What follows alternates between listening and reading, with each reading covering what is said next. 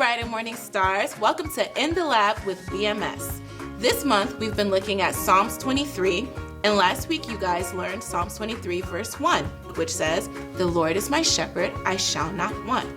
In Psalms 23, David is telling us about how much God loves him and protects him and provides for him. This week we're going to be learning Psalms 23 verse 2. You guys can go ahead and read with me. Look at the bottom of the screen and read with me on a count of 3. 1, 2, 3. He makes me to lie down in green pastures.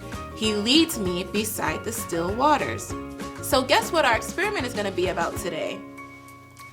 Water. In the Bible, it says that David was a man after God's own heart. David loved God so much, and God loved him too. David was filled with so much faith. Our experiment is going to reveal a secret message about your faith today. In this experiment, you're going to need a couple of things. I'm going to show you what they are.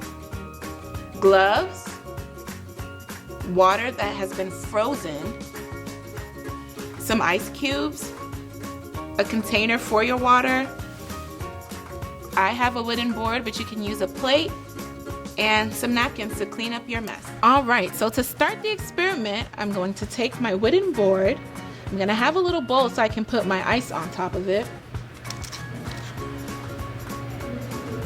I'll place my ice right here, and after I've froze my water for about 2 hours, I'm gonna go get it out of the freezer. You wanna be very careful and very quick. Pour your water slowly onto the ice and watch your ice grow. Ta-da! The secret message that has to be revealed by our experiment is growing your faith. Just like this ice tower is growing, your faith can grow too.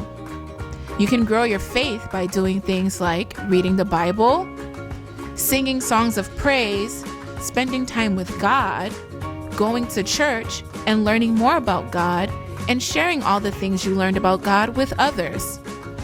Thanks for joining us today. I hope you guys had a lot of fun. See you guys next week.